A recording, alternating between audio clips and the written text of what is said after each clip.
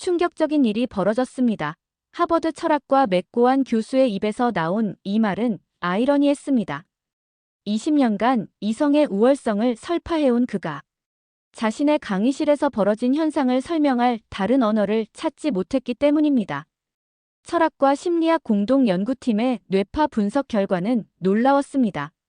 논리적 철학 수업 중 학생들의 뇌에서 감정 수치가 실험 사상 최고치를 기록한 것입니다. 그것도 한국 애니메이션 킹 오브 킹스 상영 중에 말입니다. 더 놀라운 것은 한국 애니메이션을 시작으로 한글 배우기 열풍이 불고 한국의 야구 선수의 매력 때문에 미국의 명문 대학들이 골머리를 앓고 있다고 하는데요. 도대체 무슨 일이 벌어지고 있는 걸까요? 사연 바로 시작합니다. 영상 시작 전 구독과 좋아요, 불우이웃을 위해 끝까지 시청 부탁드립니다. 저는 하버드 대학교에서 철학과 인지과학을 공부하는 3학년 대학생 제니입니다. 최근에 하버드 철학 수업에서 처음으로 한국 애니메이션 킹 오브 킹스를 만났습니다. 그날의 수업은 예술을 통한 철학적 개념 이해가 주제였죠. 다양한 매체가 상영될 것이라는 안내만 받았고 특별한 기대 없이 자리에 앉았습니다. 교수가 조명을 어둡게 하자 스크린에 찰스 디킨스가 아들에게 이야기를 들려주는 장면으로 시작되었어요. 애니메이션이 진행되면서 점차 무언가 이상한 변화를 느꼈습니다. 단순한 그림이 아니라 마치 제 안에 스며드는 감정이 있었어요. 찰스 디킨스의 아들 월터가 상상 속에서 예수와 함께 걸으며 그의 기적과 시련을 경험하는 장면에서 가슴이 벅차오르는 감각이 들었습니다. 성경 이야기를 다룬 작품임에도 한국적 정서로 표현된 감정의 깊이가 문화적 경계를 넘어 저에게 다가왔죠. 눈물이 차오르는 것을 참으며 주위를 살폈어요. 놀랍게도 여러 학생들도 같은 반응을 보이고 있었습니다. 몇몇은 눈가를 훔치고 일부는 고개를 숙였어요. 영상이 끝나고 불이 켜졌을 때 교실 전체가 이상한 침묵에 잠겼습니다. 교수님도 준비했던 말을 잠시 잊은 듯 우리를 바라보기만 했어요. 다들 괜찮나요? 라고 물었지만 누구도 쉽게 대답하지 못했습니다. 그저 고개를 끄덕일 뿐이었죠. 예정된 토론은 시작되지 못했고 그날의 수업은 일찍 끝났습니다. 다음 날 더 놀라운 일이 벌어졌어요. 몇몇 학생들이 참여하고 있던 뇌파 실험 결과가 발표되었기 때문입니다. 저도 그 실험 참가자 중 한 명이었죠. 원래 목적은 논리적 사고 과정 연구였지만 우연히 그 수업 시간에도 뇌파 측정기를 착용하고 있었습니다. 연구 조교가 보여준 그래프에는 킹 오브 킹스의 특정 장면에서 감정 반응 수치가 급격히 상승한 모습이 기록되어 있었어요. 이 수치는 논리 수업 중 기록된 최고치입니다. 연구원의 말에 참석자들 사이에서 웅성거림이 일었죠. 논리가 아닌 감정의 파도가 밀려온 순간이었습니다. 이성의 전당이라 자부하던 하버드 강의실에서 벌어진 예상치 못한 현상이었어요. 그날 저녁 같은 수업을 듣는 대학원생 민지가 블로그에 글을 올렸습니다. 이해보다 먼저 밀려온 감정, 그것이 공부였다라는 제목의 글이었죠. 민지는 한국계 미국인으로 그 글에서 한국 문화가 가진 독특한 정서적 깊이에 대해 썼습니다.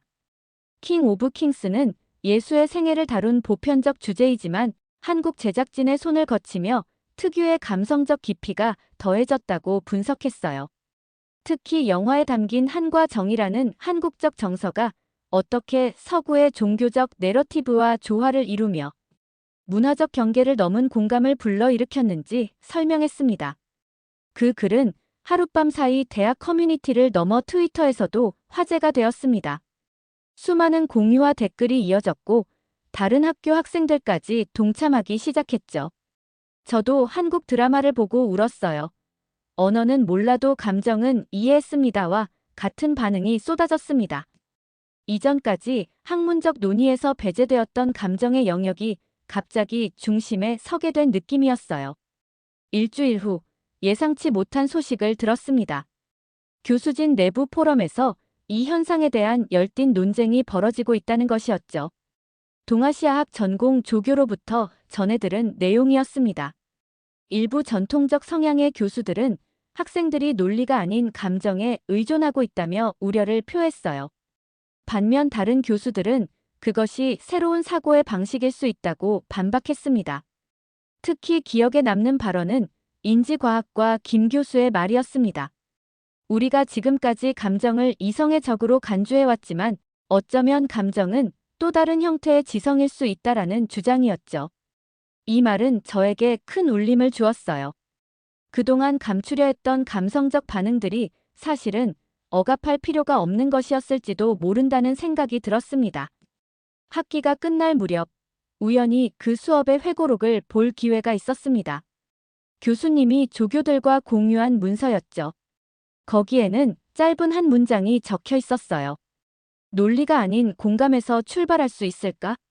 우리는 그 질문 앞에서 멈췄다. 이 간결한 문장에는 그날 우리가 경험한 모든 것이 담겨 있었습니다. 지금 돌이켜보면 그날의 경험은 단순한 감상적 반응이 아니었습니다. 저희는 학문의 새로운 가능성을 목격한 것이었죠. 킹 오브 킹스를 통해 한국 문화가 전달하는 감정의 깊이가 철학적 사고의 방식까지 변화시킬 수 있다는 사실을 체험한 순간이었어요. 10년에 걸쳐 한국의 기술과 감성으로 만들어진 이 애니메이션은 종교적 주제를 다루면서도 보편적 인간 경험에 한국적 정서의 깊이를 더해 문화적 경계를 뛰어넘는 감동을 선사했습니다. 그 깨달음은 이후 저의 학문적 여정에 큰 영향을 미쳤습니다. 이해는 때로 머리가 아닌 가슴에서 시작된다는 진실을 배웠기 때문입니다. 한국 애니메이션이 보여준 감정과 이성이 조화롭게 공존하는 세계관은 저에게 새로운 지적 모험의 시작점이 되었어요. 특히 킹 오브 킹스가 북미에서 큰 흥행을 거두며 K 콘텐츠의 새로운 지평을 연 사실은 한국 문화의 세계적 영향력을 실감하게 해주었습니다. 첫 경험 이후 약 한 달이 지났을 때 MIT에서 공부하는 친구 제이슨으로부터 흥미로운 소식을 들었습니다. MIT 인지과학 강의에서 한국 드라마 나의 아저씨의 한 장면이 사례로 언급되었다는 내용이었죠. 킹 오브 킹스의 감동이 아직 생생한 저는 호기심에 끌려 그날 저녁 친구를 만나러 MIT 캠퍼스로 향했습니다. 제이슨의 기숙사에 도착하자 그는 흥분된 표정으로 저를 맞이했어요. 수업 중에 교수가 감정인지에 대해 설명하다가 갑자기 나의 아저씨 클립을 틀었어. 그런데 놀라운 건 그 뒤였지. 제이슨의 말에 따르면 영상이 끝난 후 토론이 시작되었는데 학생들의 반응이 예상과 달랐다고 합니다. 논리적 분석보다는 감정적 반응을 중심으로 대화가 전개되었다는 거였죠. 마치 세미나가 아니라 영화 감상 모임 같았어요. 그날 밤 제이슨의 노트북으로 그 드라마의 일부를 함께 봤습니다. 대사는 이해할 수 없었지만 배우들의 표정과 눈빛만으로도 이야기가 전해지는 느낌이었어요. 그 경험은 우리가 본 킹 오브 킹스와는 또 다른 차원의 감정을 불러일으켰습니다. 애니메이션의 영적 여정과는 달리 현실의 고단함 속에서 피어나는 인간적 연대감이 드러나는 순간들이 깊은 울림을 주었죠. 다음 날 MIT 학생 커뮤니티 게시판을 살펴보다 놀라운 공지를 발견했습니다. 한글 스터디 모임이 자발적으로 조직되고 있었어요. 더 놀라운 것은 모집 이유였죠. 자막 없는 이정우 인터뷰가 궁금해서 라는 설명이 붙어 있었습니다. 이정우는 메이저리그에서 활약하는 한국인 야구 선수였어요. 하룻밤 사이에 참가 신청자가 40명을 넘겼다는 소식에 저도 궁금증이 생겼습니다. 온라인에서 이정우의 인터뷰 영상을 찾아봤죠. 영어 자막이 있는 영상도 있었지만 많은 사람들이 원어 그대로의 뉘앙스를 느끼고 싶어 했습니다. 그의 말투와 표정에서 느껴지는 진정성이 번역만으로는 온전히 전달되지 않는다는 의견이 많았어요. 킹 오브 킹스에서 느꼈던 감정적 깊이와 유사한 무언가를 이정우의 말에서도 발견한 것 같았습니다. 저도 점점 그 의견에 동의하게 되었어요. 한글 스터디에 참여하지는 않았지만 SNS에서 새로운 트렌드가 형성되는 것을 목격했습니다. 고맙습니다. 괜찮아요. 수고했어요와 같은 한글 단어들이 해시태그로 유행하기 시작했어요. 대부분은 이정후 인터뷰에서 자주 등장하는 표현들이었죠. 사람들은 이 단어들을 단순한 언어적 의미가 아닌 그가 전달하는 정서적 맥락으로 받아들이고 있었습니다. 어느 날 하버드 커뮤니티 게시판에 한 학생이 올린 글이 큰 반향을 일으켰어요. 한글은 단어보다 감정이 먼저였다라는 제목의 글이었습니다. 언어학과 학생이 쓴 이 글은 한글의 구조와 발음이 어떻게 감정을 효과적으로 전달하는지 분석했죠. 특히 음성 상징어라는 개념을 통해 한글이 가진 독특한 표현력을 설명했습니다. 금세 공감 댓글이 수백 개 달렸고 타 대학 커뮤니티에도 공유되었어요. 그 글을 읽으며 제 경험이 고립된 사례가 아님을 깨달았습니다. 킹 오브 킹스로 시작된 한국 문화에 대한 관심이 이제는 다양한 영역으로 확장되고 있었어요. 한국 문화가 지닌 정서적 깊이가 대학가 전체에 조용히 스며들고 있었던 거예요. 이는 단순한 트렌드가 아니라 감정과 지성의 관계에 대한 근본적인 질문을 던지는 현상이었습니다. 왜 우리는 그동안 이성과 감정을 분리해서 생각했을까요? 이 질문이 계속 머릿속을 맴돌았습니다. 일주일 후 예일대에서 열린 학술 세미나에 참여했습니다. 주제는 문화적 정서와 인지 구조였죠. 발표 중에 한 교수가 인상적인 말을 했어요. 우린 감정을 분석하려 들지만 이건 해석이 아니라 체험일 수 있다. 그 말을 들은 순간 교실에 깊은 정막이 흘렀습니다. 학생들은 서둘러 노트에 그 말을 받아 적었지만 아무도 소리를 내지 않았어요. 저도 그 말을 필기하면서 깊이 공감했습니다. 지금까지 우리는 모든 것을 분석하고 해석하려 했지만 어떤 경험은 단순히 느껴야 하는 것일 수 있다는 생각이 들었어요.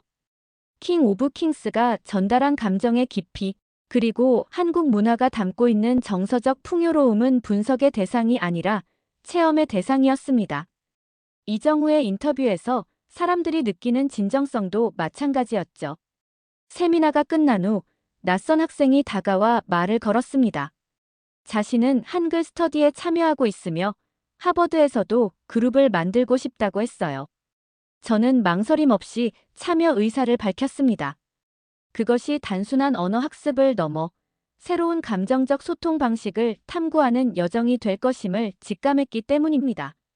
버스를 타고 하버드로 돌아오는 길, 창밖을 바라보며 생각했습니다. 이 조용한 확산은 어디까지 이어질까요? 그리고 우리의 학문과 사고방식은 어떻게 변화할까요? 확실한 것은 이미 변화가 시작되었다는 사실입니다. 감정이 지식을 만나는 새로운 방식, 그리고 그 중심에 한국 문화가 자리 잡고 있었어요. 그 여정의 일부가 된 것이 저에게는 큰 행운이었습니다. 하버드 학술지 최신호를 펼쳤을 때 뜻밖의 논문이 눈에 들어왔습니다. 감정 중심 콘텐츠의 학습 영향이라는 제목의 짧은 연구였죠. 영문학과 에밀리 교수와 심리학과 대학원생들이 공동으로 진행한 연구였습니다. 논문의 핵심 결론은 단순 명료했어요. 정서 몰입이 학습 유지율을 높인다. 평소 학술지 논문이 받는 조회수의 3배를 기록했다는 소식도 들려왔습니다. 논문을 자세히 읽어보니 우리가 경험했던 한국 애니메이션 수업이 사례 연구로 포함되어 있었어요. 저도 모르게 미소가 지어졌습니다. 그날의 경험이 단순한 일회성 사건이 아니라 학문적 연구의 대상이 되었다는 사실이 신기했죠. 더구나 그 연구가 기존 교육 방식에 대한 진지한 질문을 던지고 있다는 점이 의미 있게 다가왔습니다. 며칠 후 MIT 친구 제이슨에게서 흥미로운 소식을 전해 들었어요. MIT 인지과학 랩에서 문화별 콘텐츠 시청 후 감정 반응에 대한 비교 실험을 진행했다는 내용이었습니다. 일본, 프랑스, 독일 등 여러 나라의 콘텐츠와 한국 드라마를 비교했을 때 한국 드라마 시청 후 감정 지표가 가장 높게 상승했다는 결과가 나왔다고 했죠. 연구팀도 이 결과를 예상하지 못했대. 제이슨의 말을 들으며 생각했습니다. 왜 하필 한국 콘텐츠가 이런 반응을 불러일으키는 걸까요? 단순한 문화적 신기함을 넘어선 무언가가 있을 것이라는 직감이 들었어요. 그것은 한국 문화가 담고 있는 독특한 정서적 깊이와 관련이 있지 않을까 싶었습니다. 그즈음 인문학부에서는 학생들이 주도하는 자율 세미나가 인기를 끌고 있었어요. 특히 감정은 약점인가 힘인가라는 주제의 세미나에 많은 학생들이 모였습니다.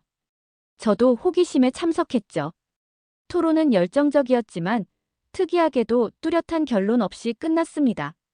모두가 자신의 의견을 말한 후 교실은 이상한 침묵에 잠겼어요. 그 침묵이 오히려 우리의 사고를 더 깊게 만드는 것 같았습니다. 세미나를 나오면서 한 학생이 제게 물었어요. 어떻게 생각해? 감정이 약점일까, 힘일까? 저는 잠시 생각하다 대답했습니다. 둘 다 아닐지도 몰라. 감정은 그저 우리의 다른 면일 뿐이야. 순간적으로 떠오른 답변이었지만 말하고 나니 스스로도 그 말에 공감이 되었어요. 우리는 오랫동안 감정을 이성과 대립되는 개념으로 봐왔지만 어쩌면 그것은 우리 사고의 또 다른 형태일 수 있다는 생각이 들었습니다. 캠퍼스를 걷다 포스터 하나가 눈에 띄었어요. 한글 인터뷰 읽기 모임이라는 제목이었습니다. 이정우의 인터뷰 원문을 한국어로 읽기 위한 스터디 그룹이었죠. 참가 신청서를 보니 이미 많은 학생들이 이름을 올려놓았습니다. 그 중에는 평소 알고 지내던 언어학과 소피아도 있었어요. 다음 날 소피아를 만났을 때 물어봤습니다. 왜 한글로 읽으려고 해? 소피아는 잠시 생각하더니 대답했어요. 번역에선 안 느껴져. 그 온도가. 그녀의 말에 깊이 공감했습니다. 언어는 단순한 의미 전달 도구가 아니라 감정과 문화가 담긴 그릇이니까요. 특히 한국어가 가진 독특한 어감과 표현 방식은 번역만으로는 온전히 전달되기 어려웠습니다. 그래서 사람들은 원문을 접하고 싶어 했던 거죠. 어느 날 하버드 도서관 사서가 올린 트윗이 화제가 되었어요. 요즘 학생들이 제일 많이 찾는 건 논문이 아니라 한글 원문 콘텐츠입니다. 이 트윗은 학내 소식지에도 실렸고 관련 기사가 작성되기도 했습니다. 도서관이 한국어 자료 섹션을 확장하고 디지털 아카이브에 한국 콘텐츠를 추가하기 시작했다는 내용이었죠. 이런 변화는 조용하지만 분명했습니다. 한국 문화가 불러일으킨 감정적 반응이 단순한 호기심을 넘어 학문적 관심으로 발전하고 있었어요. 그것은 마치 물이 땅에 스며들듯 자연스럽게 이루어졌습니다. 아무도 강요하지 않았지만 많은 이들이 자발적으로 참여했죠. 그 과정에서 우리는 감정과 이성을 구분하는 기존의 학문적 경계를 조금씩 허물고 있었습니다. 저 역시 한글 인터뷰 읽기 모임에 참여하기로 결심했어요. 첫 모임에 참석했을 때 생각보다 많은 학생들이 모여 있었습니다. 대부분은 한국어를 전혀 모르는 상태였지만 모두가 진지하게 발음을 따라 하고 있었죠. 처음에는 어색했지만 점차 낯선 음절들이 입에 익숙해지기 시작했습니다. 그 과정에서 새로운 언어를 배우는 것이 단순한 기술 습득이 아니라 새로운 감정 체계를 받아들이는 일임을 깨달았어요. 한 학기가 지나면서 캠퍼스 전체가 미묘하게 변화하고 있음을 느꼈습니다. 학문적 토론에서 이게 어떤 감정을 주나요? 라는 질문이 자연스럽게 오가기 시작했어요. 강의실에서는 논리적 분석과 함께 정서적 반응에 대한 논의도 이루어졌습니다. 이러한 변화는 누군가가 계획한 것이 아니라 한국 문화와의 만남을 통해 자연스럽게 스며든 새로운 사고방식이었죠. 변화의 첫 전조는 분명했습니다. 감정이 더 이상 학문의 방해물이 아니라 학문을 풍요롭게 하는 요소로 인식되기 시작한 것이었어요. 그리고 그 중심에는 한국 문화, 특히 이정우라는 한 인물을 통해 전달된 진정성과 감정의 깊이가 있었습니다. 저는 이 모든 과정을 지켜보며 생각했습니다. 이것은 단순한 문화적 유행이 아니라 우리가 세상을 이해하는 방식의 근본적인 변화가 아닐까요? 그날은 평범한 목요일이었습니다. 윤리학 강의가 끝나고 친구들과 함께 지하철역으로 향했어요. 우리뿐만 아니라 많은 학생들이 같은 방향으로 움직이고 있었죠. 목적지는 모두 같았습니다.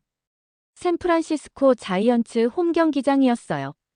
이정우가 출전하는 경기가 있는 날이었습니다. 지하철 안에서 주위를 둘러보니 낯익은 얼굴들이 많았습니다. 철학과, 물리학과, 심리학과 등 다양한 전공의 학생들이 함께 모여 있었어요. 평소라면 서로 교류할 일이 없었을 사람들이 한 곳으로 향하고 있었죠. 그들의 손에는 응원봉이 아니라 노트와 펜이 들려 있었습니다. 마치 또 다른 형태의 수업을 향해 가는 것 같았어요. 저기 봐, 심리학과 교수님도 오셨네. 친구 에단이 귓속말로 알려주었습니다. 놀랍게도 몇몇 교수들도 학생들 사이에 섞여 있었어요. 그들도 이 현상을 연구하고 싶었던 모양입니다. 이정우라는 한 인물이 불러일으킨 반응이 단순한 스포츠 팬덤을 넘어 학문적 관심의 대상이 되었다는 증거였죠. 경기장에 도착해서 자리에 앉았습니다. 주변을 살펴보니 많은 학생들이 감정 기록 노트를 준비하고 있었어요. 경기 자체보다 이정우의 움직임, 표정, 말투에 집중하는 모습이었습니다. 이것은 일반적인 스포츠 관람과는 전혀 달랐죠. 마치 현장 연구를 하는 듯한 분위기였어요. 왜 이런 노트를 작성하는 거야? 옆자리에 앉은 낯선 학생에게 물었습니다. 그는 MIT 인지과학과 대학원생이었어요. 감정 표현의 진정성을 연구하고 있어요. 이정우만큼 좋은 연구 대상이 없더라고요. 그의 대답에 고개를 끄덕였습니다. 이정우는 단순한 야구 선수가 아니라 하나의 문화 현상이 되어 있었죠. 경기가 시작되고 긴장감이 감돌았습니다. 이정우가 타석에 들어서자 경기장이 조용해졌어요. 평소 야구장의 함성과는 다른 종류의 집중력이 느껴졌습니다. 그가 홈런을 치자 관중들은 일제히 환호했지만 곧 다시 관찰자의 모습으로 돌아갔죠. 우리는 그의 승리 세리머니보다 그 순간의 표정과 눈빛에 더 주목했습니다. 경기 후 인터뷰에서 이정우는 자신의 삶 먼저 하세요라는 말을 했습니다. 문맥상 팬들에게 너무 자신에게 집착하지 말고 각자의 삶을 소중히 여기라는 의미였죠. 이 말은 순식간에 SNS를 통해 퍼져나갔습니다. 수많은 사람들이 이 문장을 인용하며 자신의 생각을 덧붙였어요. 심지어 정우 언어학이라는 유머성 밈까지 생겨났습니다. 경기장을 나오는 길에 흥미로운 광경을 목격했습니다. 학생들이 모여 한국어로 응원가를 연습하고 있었어요. 같이 가요 정우라는 제목의 노래였죠. 누군가 작곡한 것인지 아니면 기존 노래를 개사한 것인지는 알 수 없었지만 많은 학생들이 열심히 발음을 따라 하고 있었습니다. 그들의 표정에서 진지함이 느껴졌어요. 다음 날 그 응원가가 지역 라디오에서 소개되었다는 소식을 들었습니다. 진행자는 이 현상을 스포츠를 넘어선 문화적 연결이라고 표현했어요. 대학생들이 만든 한국어 응원가가 라디오에서 소개되는 상황이 신기했습니다. 한국 문화의 영향력이 학교를 넘어 지역 사회로까지 확장되고 있다는 증거였죠. 일주일 후 문화인류학 세미나에 참석했습니다. 교수가 학생들에게 질문을 던졌어요. 여러분이 경기장에서 했던 경험을 수업이라고 생각하지 않나요? 그 질문에 누구도 웃지 않았습니다. 오히려 몇몇 학생들은 진지하게 고개를 끄덕였어요. 이것은 중요한 변화였습니다. 배움의 개념이 강의실을 넘어 확장되고 있었죠. 우리는 지금까지 교육과 감정을 분리해왔어요. 하지만 진정한 배움은 감정적 연결 없이는 불가능합니다. 교수의 말이 깊이 와닿았습니다. 지금껏 우리는 지식을 단순히 정보의 축적으로 여겨왔지만 이정우 현상은 다른 가능성을 보여주고 있었어요. 감정적으로 연결된 지식은 더 오래 기억되고 더 깊이 이해된다는 사실을 경험하고 있었습니다. 기숙사로 돌아오는 길에 친구 소피아와 대화를 나눴습니다. 이정우가 의도적으로 이런 현상을 만들었을까? 소피아의 질문에 잠시 생각에 잠겼어요. 아마 의도하지 않았을 거야. 그저 자신의 방식대로 진실되게 행동했을 뿐이지. 그 진정성이 우리에게 닿은 거겠지. 제 대답에 소피아도 동의했습니다. 그날 밤 창문을 통해 캠퍼스의 불빛을 바라보며 생각했습니다. 스타디움으로 가는 길은 단순한 이동 경로가 아니었어요. 그것은 우리의 학문적 여정이 새로운 방향으로 확장되는 과정이었습니다. 강의실에서 시작된 변화가 경기장으로, 그리고 다시 우리의 일상으로 스며들고 있었죠. 이정우라는 인물을 통해 우리는 감정과 지성의 새로운 관계를 발견하고 있었습니다. 그리고 그 발견은 우리의 세계관을 조금씩 바꾸어 놓고 있었어요. 한 학기가 거의 끝나갈 무렵, 윤리학 교수가 수업 중 흥미로운 말을 꺼냈습니다. 정우가 했던 말, 자신을 먼저 돌보세요는 윤리학이 설명하지 못한 걸 함축한다. 이 말에 교실이 고요해졌어요. 모두가 무슨 뜻인지 이해하고 있었습니다. 그것은 단순한 격려가 아니라 타인과 자신의 관계에 대한 깊은 통찰을 담고 있었죠. 교수는 계속해서 말했습니다. 서양 윤리학은 오랫동안 타인에 대한 의무를 강조해왔어요. 반면 이정우의 메시지는 자기 돌봄과 타인에 대한 배려가 분리된 것이 아니라는 점을 보여줍니다. 이 해석에 깊이 공감했어요. 이정우가 보여준 것은 자기 자신을 소중히 여기는 것이 결국 타인을 더 잘 대하는 길이라는 통합적 관점이었습니다. 수업이 끝난 후 캠퍼스를 걷다가 특이한 포스터를 발견했어요. 출석 챌린지라는 제목이 붙어 있었습니다. 이정우 팬들 사이에서 자발적으로 시작된 캠페인이었죠. 정우는 우리가 아니라 우리가 살아가는 방식을 지지한다라는 문구와 함께 학생들이 수업에 성실히 참여하고 자신의 의무를 다하자는 내용이었습니다. 이 캠페인은 놀라운 효과를 거두었어요. 학교 신문에 따르면 캠페인이 시작된 이후 전반적인 수업 출석률이 눈에 띄게 높아졌다고 합니다. 이는 단순한 스포츠 스타 팬덤을 넘어 그가 전하는 가치관이 실제 행동 변화로 이어지고 있음을 보여주는 증거였죠. 저도 이 캠페인에 참여하면서 스스로의 학업 태도를 되돌아보게 되었습니다. MIT에서 공부하는 친구 제이슨이 흥미로운 소식을 전해주었어요. 그의 동기 중 한 명이 이정우 인터뷰 영상에 한글 자막 자동 생성 툴을 만들어 오픈소스로 공개했다고 합니다. 이 프로그램은 한국어 음성을 인식하고 영어로 번역하는 것을 넘어 감정의 뉘앙스까지 전달하려 시도했죠. 각 대학 포럼에서 이 툴은 빠르게 공유되었습니다. 그 프로그램의 가장 독특한 점은 감정 태그 기능이야. 제이슨의 설명에 따르면 프로그램은 말투와 어조를 분석해 특정 감정을 표시해주는 기능을 갖추고 있었어요. 예를 들어 진정성, 겸손, 따뜻함 같은 태그가 자막과 함께 나타났죠. 기술과 감정이 만나는 흥미로운 접점이었습니다. 하버드 MBA 과정에서는 감정 중심 리더십이라는 신조어가 등장했어요. 세미나에서 이 개념의 첫 번째 사례로 이정우가 언급되었고, 두 번째는 위기 상황에서 진정한 사과를 한 기업의 CEO였습니다. 이정우의 인터뷰가 리더십 교재에 실리기 시작했다는 소식도 들려왔습니다. 전통적인 리더십이 권위와 결단력을 강조했다면 감정 리더십은 진정성과 공감을 중심에 둡니다. MBA 과정의 한 교수가 인터뷰에서 한 말이었죠. 이는 단순한 학문적 트렌드를 넘어 리더십에 대한 패러다임이 변화하고 있음을 보여주는 신호였습니다. 그리고 그 변화의 중심에 한국인 야구 선수가 있다는 사실이 흥미로웠어요. 심리학 수업에서 한 학생이 인상적인 발언을 했습니다. 이정우는 영웅이 아니라 감정을 선물하는 사람이다. 이 말에 교실 안에 조용한 동조가 이어졌어요. 그것은 정확한 표현이었습니다. 이정우는 초인적인 능력이나 도덕적 완벽함을 보여주는 영웅이 아니라 자신의 진정한 감정을 나누며 우리에게 감정의 가치를 일깨워주는 사람이었죠. 그 발언을 들으며 생각했습니다. 우리 사회는 오랫동안 감정을 억압하고 이성만을 강조해왔어요. 특히 학문의 세계에서 감정은 배제되어야 할 요소로 여겨졌죠. 하지만 이정우 현상은 그런 관점에 도전하고 있었습니다. 감정이 약점이 아니라 강점이 될 수 있다는 가능성을 제시하고 있었어요. 또 다른 흥미로운 현상은 캠퍼스 내 한글 사용의 증가였습니다.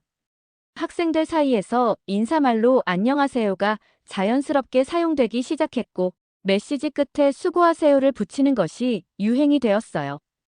이는 단순한 언어 사용을 넘어 그 언어가 담고 있는 문화적 맥락과 감정을 받아들이는 과정이었습니다. 미국 대학가에서 한국 문화가 이렇게 깊은 영향을 미치는 현상은 전례가 없었습니다. 이것은 단순한 문화적 유행이나 한류의 확산을 넘어선 무엇이었어요.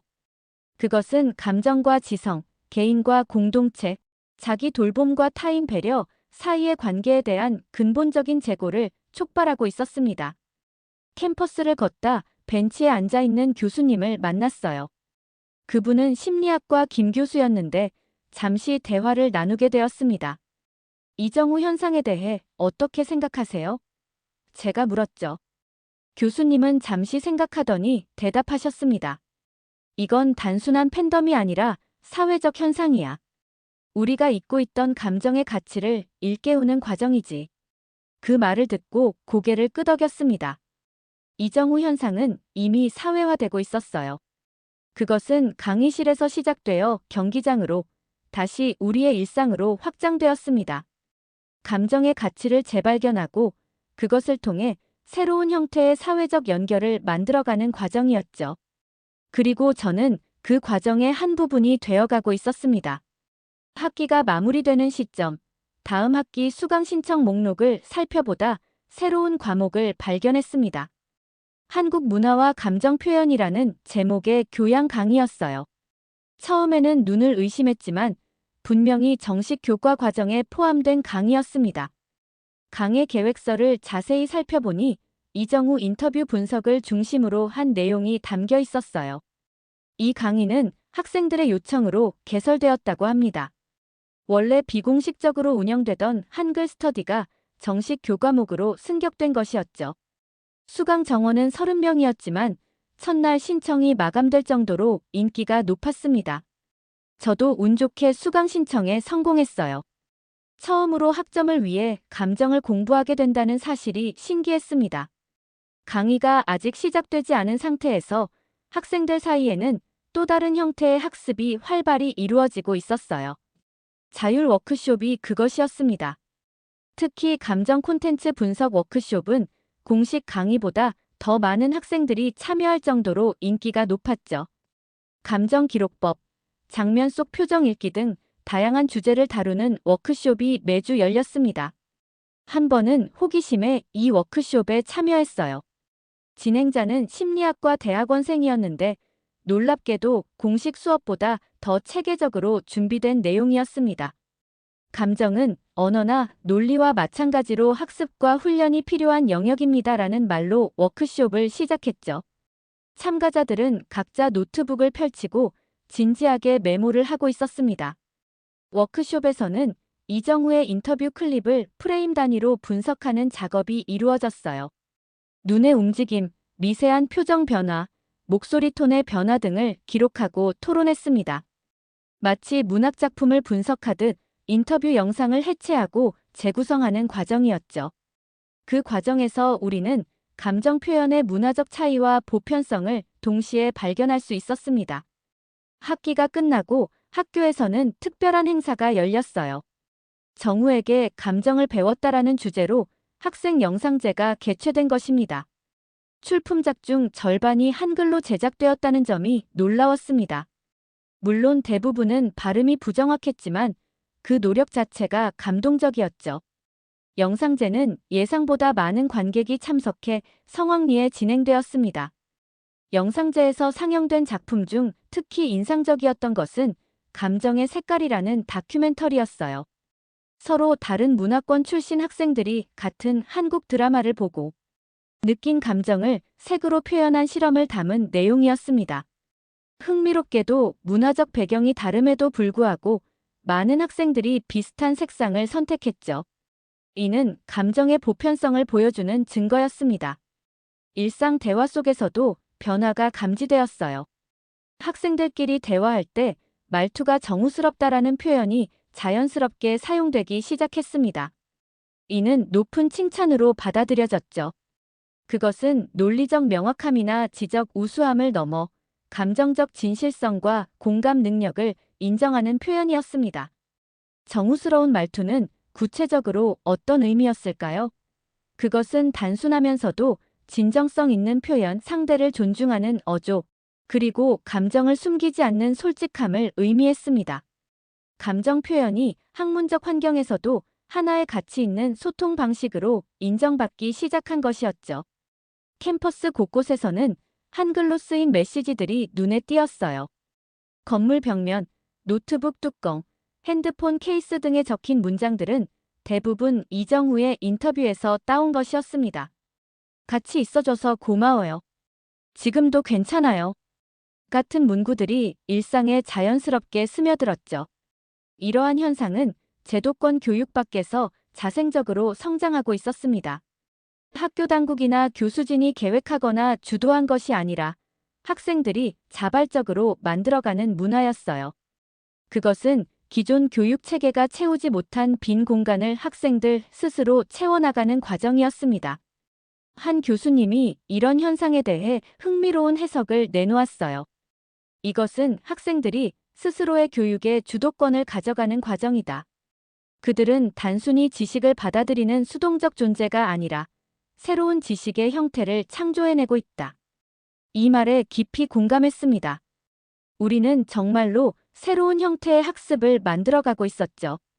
저 역시 이런 변화의 일부가 되었습니다.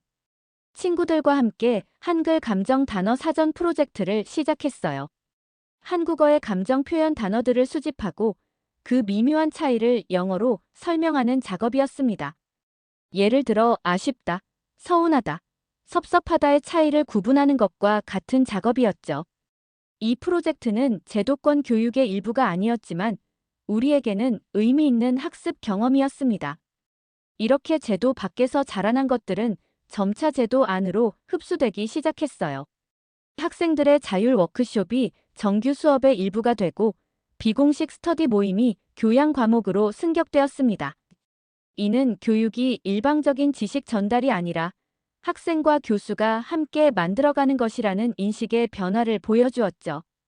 이 모든 변화의 중심에는 한국 문화, 특히 이정우라는 인물이 전달한 감정의 깊이와 진정성이 있었습니다.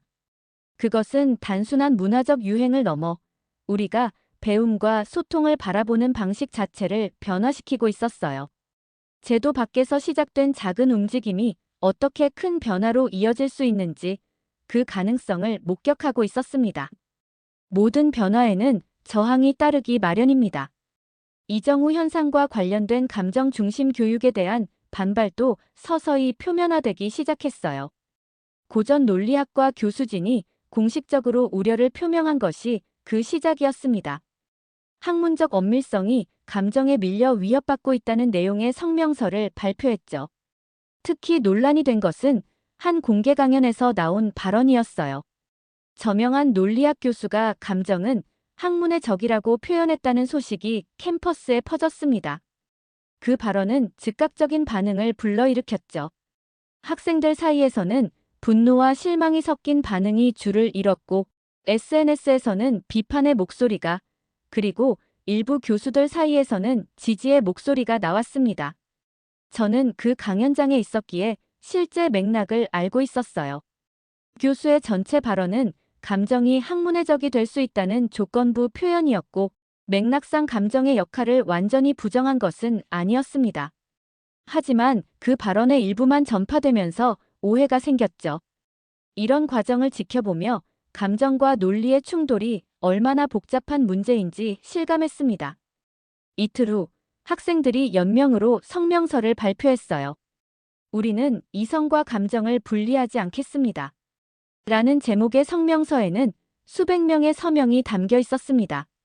그 내용은 단순한 반박이 아니라 감정과 이성의 통합적 관계에 대한 새로운 비전을 제시하는 것이었죠. 일부 학생들은 논란이 된 교수의 수업을 보이콧하기도 했습니다. 이 갈등은 단순한 의견 차이를 넘어 학문의 본질에 대한 근본적인 질문을 던지고 있었어요. 지식이란 무엇인가? 학문의 목적은 무엇인가? 감정은 지성의 일부가 될 수 있는가? 이런 질문들이 캠퍼스 전체를 뜨겁게 달구었습니다. 저도 친구들과 밤새 이런 주제로 토론을 벌이곤 했죠. 갈등이 심화되자 학생회에서 중재안을 제시했습니다. 감정은 학문이 될 수 있는가? 를 주제로 한 공개 토론회를 개최하자는 제안이었어요. 이 제안은 양측 모두에게 받아들여졌고 토론회는 학기 말에 대강당에서 열리게 되었습니다. 현장 등록자가 500명을 넘어 급히 중계 시스템을 설치하기도 했죠. 토론회 당일 저는 일찍 도착해 앞자리를 확보했습니다. 패널로는 논리학과 교수 2명, 심리학과 교수 1명, 그리고 학생 대표 2명이 참석했어요. 사회자는 중립적 입장의 철학과 학과장이 맡았습니다. 강당은 긴장감으로 가득 찼죠. 모두가 이 토론이 단순한 학술적 논쟁을 넘어 학문의 미래 방향을 결정할 수 있는 중요한 순간임을 느끼고 있었습니다. 토론은 예상보다 건설적인 방향으로 진행되었어요. 논리학 교수들도 감정의 가치를 완전히 부정하지는 않았고 학생 대표들도 논리적 엄밀성의 중요성을 인정했습니다. 쟁점은 감정이 학문적 탐구의 대상인지 아니면 방법인지에 관한 것이었죠. 전통적 관점에서는 감정을 연구의 대상으로만 보았지만 새로운 관점은 감정 자체가 지식에 접근하는 방법이 될 수 있다고 주장했습니다. 토론 중 가장 인상적인 순간은 심리학과 김 교수의 발언이었어요. 우리는 오랫동안 객관성이라는 이름으로 감정을 배제해왔습니다. 하지만 진정한 객관성은 감정을 부정하는 것이 아니라 그것을 인식하고 통합하는 데서 온다고 생각합니다. 이 말에 강당 전체가 잠시 침묵에 빠졌습니다. 그것은 많은 이들의 생각을 정확히 표현한 말이었죠. 토론회 후 학내 커뮤니티에서는 익명 설문조사가 진행되었습니다.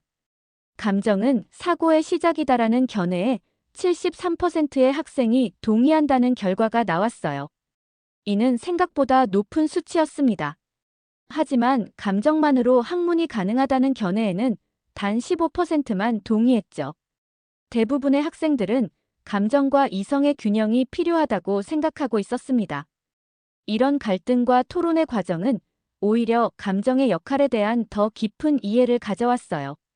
단순한 이분법적 대립을 넘어 감정과 이성의 복잡한 관계에 대해 생각해 볼 기회가 되었습니다.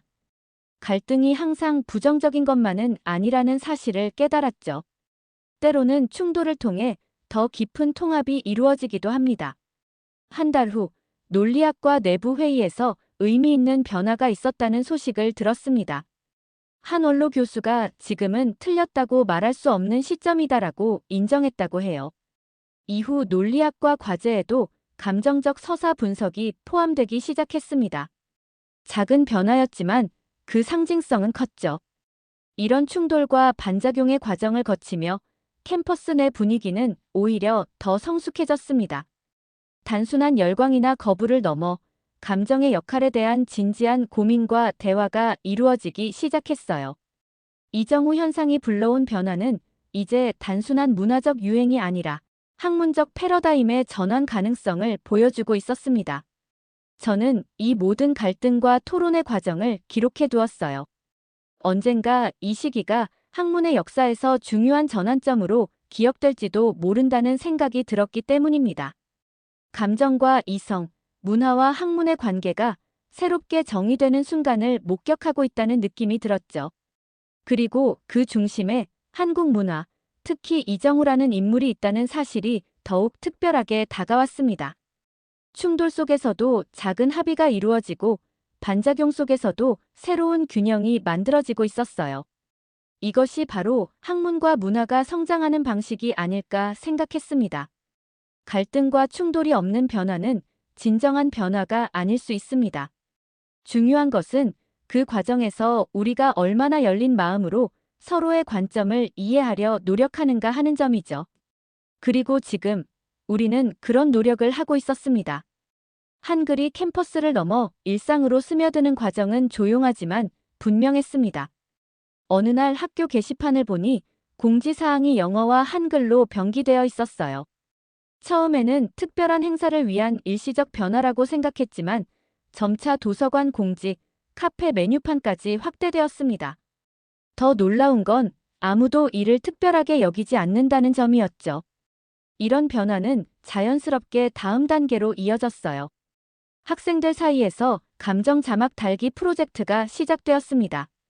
이는 해외 콘텐츠의 단순한 번역을 넘어 감정 상태를 기반으로 한 자막을 추가하는 작업이었죠. 예를 들어 I'm fine이라는 대사가 나오면 맥락에 따라 난 괜찮아요의 속뜻은 위로가 필요함, 난 정말 괜찮아요의 속뜻은 진심이다 등으로 감정 상태를 표시했습니다. 저도 이 프로젝트에 참여했어요. 처음에는 단순한 호기심이었지만 작업을 진행하면서 언어와 감정의 밀접한 관계를 체감하게 되었습니다. 같은 말이라도 맥락과 표현 방식에 따라 전혀 다른 감정을 전달할 수 있다는 사실이 흥미로웠죠. 특히 한국어의 경우 다양한 종결어미와 높임말을 통해 미묘한 감정의 차이를 표현할 수 있다는 점이 매력적이었습니다. 캠퍼스 내 커뮤니케이션 수업도 변화하기 시작했어요. 기존의 프레젠테이션 수업이 청중의 감정 읽기 중심으로 개편되었습니다. 한 교수는 표정을 바꾸지 말고 울게 하라는 도전적인 과제를 내주었죠. 이는 단순한 정보 전달이 아니라 감정적 연결을 통한 소통의 중요성을 강조하는 변화였습니다. 그 수업을 듣게 된 저는 처음으로 감정을 의식적으로 활용한 발표를 준비했어요. 주제는 환경 위기와 개인의 책임이었는데 논리적 데이터보다 개인적 경험과 감정에 중점을 두었습니다. 발표 후 받은 피드백은 예상 밖이었죠.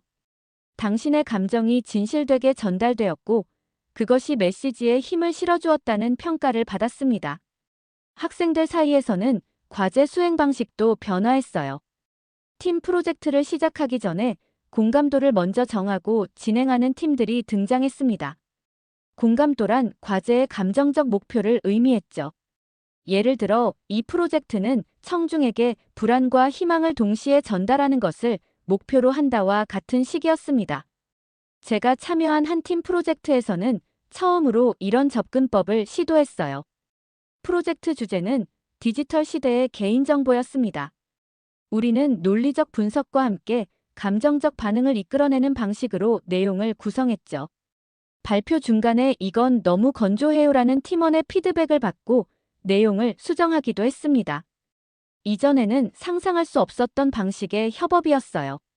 이런 변화는 학생들의 의사소통 방식 전반에 영향을 미쳤습니다. 감정 표현이 더 이상 약점이나 비전문성의 표시가 아니라 효과적인 소통의 핵심 요소로 받아들여지기 시작했어요. 정우스럽게 말해줄래? 라는 표현은 솔직하고 진정성 있게 말해달라는 의미로 통용되었습니다.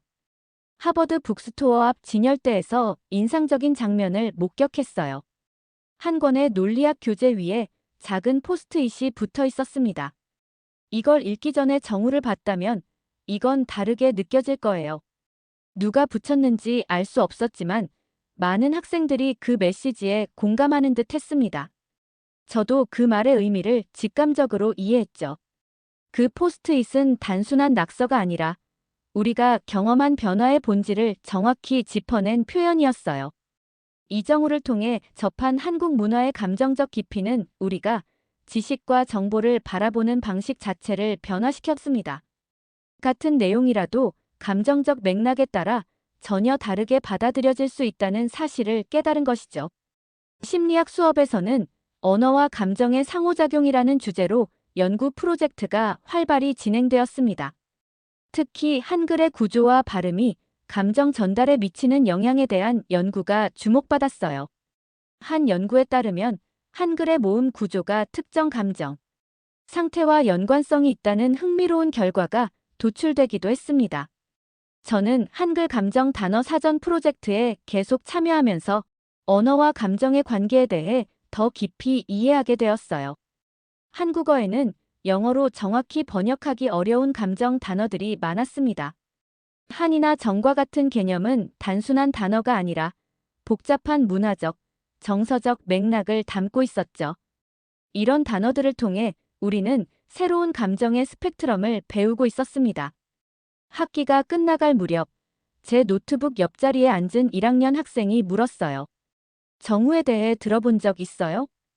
그 질문을 듣고 저는 잠시 생각에 잠겼습니다. 이정우 현상이 시작된 지 이제 거의 1년이 다 되어가고 있었죠. 새로운 학생들에게는 이미 캠퍼스 문화의 일부로 받아들여지고 있었습니다. 네, 알고 있어요. 그는 감정을 선물한 사람이죠. 제 대답에 그 학생은 고개를 끄덕였습니다. 더 이상의 설명이 필요 없었어요. 이정우가 누구인지, 왜 중요한지 설명하는 것은 이미 불필요해졌습니다. 그것은 마치 셰익스피어나 아인슈타인을 설명할 필요가 없는 것과 같았죠. 그는 이미 우리 문화의 일부가 되어 있었습니다. 이제 언어는 단순한 소통의 도구를 넘어 감정 그 자체가 되었어요. 한글은 특별한 상징성을 가지게 되었습니다. 그것은 단순한 외국어가 아니라 새로운 감정적 이해와 표현의 통로였죠. 우리는 한글을 통해 감정을 더 풍부하게 표현하고 더 깊이 이해하게 되었습니다. 이것이 바로 언어가 감정이 되는 순간이었어요. 졸업을 앞둔 시점, 캠퍼스에는 다양한 졸업 논문 발표가 이어졌습니다. 논문 제목들을 살펴보다 흥미로운 변화를 발견했어요. 감정은 설득이다. 이해 대신 연결, 한글 감정어의 미세온도, 차 분석 등 감정과 관련된 주제가 많았습니다. 이는 1년 전과는 확연히 다른 경향이었죠. 당시에는 논리적 분석과 객관적 연구가 주를 이루었습니다. 특히 인상적이었던 것은 인류학과 선배의 논문 발표였어요. 감정 공유의 문화적 차이, 한국 드라마를 중심으로라는 주제였습니다. 발표는 기존 학술 발표와 달리 시작부터 감정적 몰입을 이끌어내는 방식으로 진행되었어요. 선배는 먼저 짧은 한국 드라마 클립을 보여준 후 관객들의 감정 상태를 확인하는 것으로 발표를 시작했습니다. 여러분이 지금 느끼는 이 감정이 바로 제 연구의 출발점입니다. 선배의 말에 청중 모두가 고개를 끄덕였어요. 더 놀라운 것은 이런 접근 방식이 학술적 엄밀성을 해치지 않았다는 점입니다. 오히려 감정적 연결을 통해 더 깊은 이해와 공감을 이끌어냈죠. 교수들도 긍정적인 평가를 내렸습니다. 학교를 넘어 사회적 변화도 감지되기 시작했어요. 친구가 참여한 기업 인턴십 면접에서는 예상치 못한 질문이 나왔다고 합니다. 당신이 최근 공감한 콘텐츠는 무엇이었나요? 이는 단순한 감성적 질문이 아니라 지원자의 공감 능력과 정서적 지능을 평가하기 위한 의도적 질문이었습니다. 기업들이 이성적 분석 능력 외에도 감정적 소통 능력을 중요시하기 시작한 것이죠. 하버드 경영대학원에서 열린 공감 리더십 세미나에 참석할 기회가 있었습니다. 이 세미나는 예상보다 훨씬 큰 규모로 진행되었어요. 참가자 중 60%가 이정우 인터뷰 영상을 분석 주제로 삼았다는 점이 인상적이었습니다. 기업 리더들이 스포츠 스타의 인터뷰에서 리더십의 통찰을 찾는 현상은 분명 새로운 변화였죠. 세미나 중 한 연사는 이렇게 말했습니다. 미래의 리더십은 지시와 통제가 아니라 공감과 연결에 기반할 것입니다. 이정우가 보여준 것은 바로 그런 종류의 영향력입니다. 이 말에 깊이 공감했어요. 권위나 지위가 아닌 진정성과 공감을 통해 사람들의 마음을 움직이는 리더십이야말로 진정한 변화를 이끌 수 있다는 생각이 들었습니다. 도시를 걷다 보면 변화의 징후가 곳곳에서 발견되었어요. 보스턴, 시애틀 등지의 소규모 매장. 간판에 같이 가요. 천천히 해도 괜찮아요 같은 한글 문구가 걸려 있었습니다. 이는 단순한 디자인적 요소를 넘어 그 문구가 담고 있는 감정과 철학을 공유하고자 하는 의도로 보였죠. 한글은 이제 특정한 감정과 가치관을 상징하는 문화적 코드가 되었습니다. 매주 보는 지역 뉴스의 마지막도 변화했어요. 어느 날부터인가 뉴스 앵커가 방송을 마무리하며 오늘 하루도 수고하셨어요라는 말을 하기 시작했습니다. 처음에는 낯설게 느껴졌지만 점차 그 진정성이 전해지기 시작했죠. 그 말이 끝난 후에 잠시 동안의 정적, 그리고 천천히 꺼지는 카메라는 이상하게 위로가 되었습니다. 대학 커리어 센터에서는 감정 이력서 작성법 워크숍이 열렸어요. 이는 기존의 스킬과 경험 중심 이력서에 자신의 감정적 강점과 공감 능력을 추가하는 새로운 시도였습니다. 처음에는 회의적이었지만 실제로 많은 기업들이 이런 접근에 긍정적인 반응을 보이고 있다는 사례들이 공유되었죠. 저도 졸업을 앞두고 이 워크숍에 참여했습니다. 자신의 감정적 강점을 객관적으로 평가하고 표현하는 것은 생각보다 어려운 작업이었어요. 하지만 그 과정에서 제가 그동안 간과했던 자신의 면모를 발견하게 되었습니다. 논리적 사고만큼이나 중요한 것이 감정적 지능과 공감 능력이라는 사실을 깨달았죠. 한 교수님과의 졸업 상담에서 인상적인 말을 들었습니다. 당신 세대는 우리가 경험하지 못한 변화를 이끌 것입니다. 감정과 이성의 균형을 찾는 첫 세대가 될 수 있어요. 그 말에 깊은 책임감을 느꼈습니다. 우리는 단순히 문화적 트렌드를 따르는 것이 아니라 새로운 사고방식과 가치관을 만들어가고 있었던 것이죠. 이렇게 사회는 조금씩, 하지만 분명하게 변화하고 있었어요. 한 줄의 감정이 담긴 말, 이정후의 인터뷰. 한 문장이 이끌어낸 변화는 예상보다 더 깊고 넓게 퍼져가고 있었습니다. 그것은 단순한 유행이 아니라 우리가 서로를 대하고, 일하고, 배우는 방식에 대한 근본적인 변화였죠. 졸업을 앞둔 마지막 수업에서 교수님이 물었습니다. 지난 1년간 여러분이 배운 가장 중요한 것은 무엇인가요? 다양한 대답이 나왔지만 많은 학생들이 비슷한 내용을 이야기했어요. 진정성의 힘, 감정의 지혜, 연결의 중요성 등이었습니다. 이런 개념들은 1년 전에는 학술적 논의의 중심에 있지 않았던 것들이었죠. 저는 이렇게 대답했습니다. 감정은 약점이 아니라 또 다른 형태의 지혜라는 것을 배웠습니다. 그 말을 하는 순간 지난 1년간의 여정이 머릿속을 스쳐 지나갔어요. 한국 애니메이션 상영으로 시작된 작은 변화가 어떻게 나의 그리고 우리 모두의 사고방식을 바꾸게 되었는지 실감할 수 있었습니다. 이제 우리 사회는 한 줄의 감정으로 움직이고 있었어요. 그것은 같이 있어줘서 고마워요. 자신을 먼저 돌보세요. 지금도 괜찮아요와 같은 단순하지만 깊은 메시지들이었습니다. 이런 말들이 담고 있는 진정성과 따뜻함이 사람들의 마음을 움직이고 행동을 변화시키는 원동력이 되고 있었죠. 졸업식 날 하버드 총장의 연설이 시작되었습니다. 전통적인 학문적 성취와 미래에 대한 도전을 다루는 내용일 것이라 예상했지만 뜻밖의 말이 이어졌어요. 우리는 결국 말보다 마음을 공부한 한 해였습니다. 이 말에 졸업생들 사이에서 잔잔한 웃음과 동의의 박수가 터져 나왔습니다. 총장은 계속해서 말했어요. 여러분은 특별한 시기에 하버드에 있었습니다. 감정과 이성, 문화와 학문의 경계가 새롭게 정의되는 순간을 경험했죠. 그리고 그 중심에는 의외의 영감, 한국 문화와의 만남이 있었습니다. 그 말을 들으며 지난 1년간의 여정이 떠올랐습니다. 정말 특별한 시간이었다는 생각이 들었어요. 졸업식 다음 날, 마지막으로 수업을 들었던 교수님을 찾아갔습니다.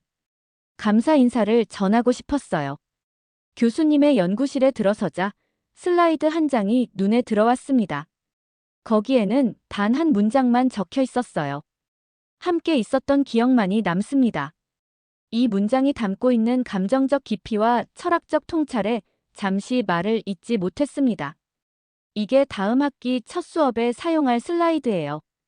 교수님의 설명에 놀랐습니다. 그동안 치밀한 논리와 철학적 분석으로 유명했던 교수님이었기 때문이죠. 학생들에게 지식만큼 중요한 것이 함께하는 경험이라는 것을 알려주고 싶어요. 교수님의 말씀이 깊이 와닿았습니다. 캠퍼스를 떠나기 전 마지막으로 강의실을 둘러보았어요. 그곳에서 많은 것을 배우고 경험했기 때문입니다. 철학과 강의실에 들어서자 칠판에 누군가 분필로 쓴 말이 눈에 띄었습니다. 정우는 잘하고 있어요. 우리도요. 청소 담당자도 그 메시지를 지우지 않고 그대로 두었더군요. 그 문장이 주는 작은 위로와 격려의 힘을 모두가 느끼고 있는 듯 했습니다. 그날 저녁 친구들과 함께 샌프란시스코 자이언츠의 경기를 TV로 시청했어요. 이정후의 시즌 마지막 경기였습니다. 경기가 끝난 후 그의 인터뷰가 나왔죠. 잠시 후 그는 시즌을 마치고 한국으로 돌아간다고 했습니다. 인터뷰 말미에 남긴 한마디가 가슴에 깊이 남았어요. 함께여서 감사했습니다. 이 말은 단순한 인사가 아니었습니다. 그것은 지난 1년간 우리가 함께 경험한 모든 것을 담고 있는 문장이었어요. 감정과 이성, 개인과 공동체, 서로 다른 문화 간의 만남과 소통, 그리고 그 과정에서 발견한 새로운 가능성 모두를 아우르는 말이었습니다. 다음 날 뉴스에서는 이정우가 공항에서 조용히 출국하는 모습을 보도했어요. 많은 팬들이 배웅했지만 그는 평소처럼 소박하고 진정성 있는 모습이었습니다. 기자들의 질문에 간단히 답한 후 마지막으로 남긴 말이 특별했죠. 함께여서 감사했습니다. 짧은 한 문장이었지만 그 안에 담긴 진심이 화면을 통해서도 고스란히 전해졌습니다. 친구들과 함께 그 장면을 지켜보며 묘한 감정이 들었어요. 이정우는 단순한 스포츠 스타가 아니라 우리 모두에게 중요한 무언가를 일깨워준 사람이었죠. 그가 한국으로 돌아간다는 사실이 아쉬웠지만 그가 남긴 영향력은 여전히 우리 주변에 살아 숨쉬고 있었습니다. 캠퍼스 곳곳에, 사람들의 대화 속에, 그리고 우리의 생각과 감정 안에 말이죠. 졸업 후 마지막으로 하버드 도서관을 방문했습니다. 1년 전 처음으로 한국 애니메이션을 보았던 그 수업을 준비하며 많은 시간을 보냈던 곳이었어요. 도서관 유리문 앞에 서자 작은 노란색 포스트잇이 눈에 띄었습니다. 누군가 한글로 메시지를 남겨놓았더군요. 같이 있어줘서 고마웠어요. 그 순간 가슴 한편이 뭉클해졌어요. 이 짧은 문장은 단순한 감사 인사가 아니었습니다. 그것은 지난 1년간 우리가 함께 경험했던 모든 것을 담고 있는 말이었죠. 서로 다른 문화와 언어, 감정과 이성의 경계를 넘어 진정한 연결을 이루었던 여정에 대한 작은 증표였습니다. 포스트잇을 조심스레 만져보았어요. 누가 썼는지는 알 수 없었지만 그 감정만큼은 분명히 전해졌습니다. 함께 있었던 시간, 함께 나눈 감정, 함께 성장한 경험에 대한 고마움이었죠. 그것은 결국 우리 모두의 마음을 대변하는 메시지였습니다. 도서관을 나오며 생각했어요. 말은 정말 풍경을 바꿀 수 있구나. 한국인 야구 선수의 몇 마디 말이 어떻게 대학 캠퍼스를 넘어 사회 전체의 인식을 변화시킬 수 있었는지 새삼 놀라웠습니다. 그것은 단순한 유행이나 트렌드가 아니라 우리의 소통과 관계, 학문과 문화에 대한 근본적인 변화를 가져왔죠. 캠퍼스를 떠나 새로운 삶을 시작하는 순간 저는 이 경험이 제 인생의 소중한 자산이 될 것이라 확신했습니다. 감정과 이성의 균형, 진정성 있는 소통의 가치, 문화적 경계를 넘는 공감의 힘을 배웠으니까요. 이정우가 우리에게 선물한 것은 단순한 감동이 아니라 세상을 바라보는 새로운 관점이었습니다. 돌아보면 모든 것은 한 편의 애니메이션으로 시작되었어요. 아무도 예상하지 못한 눈물, 뜻밖의 감정적 연결, 그리고 그로부터 시작된 질문들. 그 여정은 우리를 더 깊은 이해와 공감으로 이끌었습니다. 감정은 약점이 아니라 우리의 강점이 될 수 있다는 사실을 깨달았죠. 캠퍼스를 떠나는 버스 안에서 창밖을 바라보며 생각했습니다. 이 이야기는 여기서 끝나지 않을 거예요. 우리가 배우고 경험한 것들은 앞으로 각자의 삶 속에서 계속 이어질 테니까요. 어쩌면 그것이 이정우가 진정으로 우리에게 남긴 유산일지도 모릅니다. 함께 있었던 기억, 그리고 그 기억이 만들어갈 새로운 미래. 버스가 캠퍼스를 벗어나는 순간 마음속으로 작은 인사를 건넸습니다. 같이 있어줘서 고마웠어요. 그 말은 이정우에게, 함께했던 모든 이들에게, 그리고 이 여정 자체에 보내는 감사의 마음이었습니다. 말이 바꾼 풍경 속에서 저 역시 조금 다른 사람이 되어 있었죠. 감정의 언어를 배운 사람으로 이제 새로운 이야기를 시작할 준비가 되어 있었습니다. 사연자분께 전하고 싶은 말씀이 있으시면 댓글로 남겨주시면 전달해 드리겠습니다. 그러면 더욱 감동적인 다음 사연으로 넘어가겠습니다.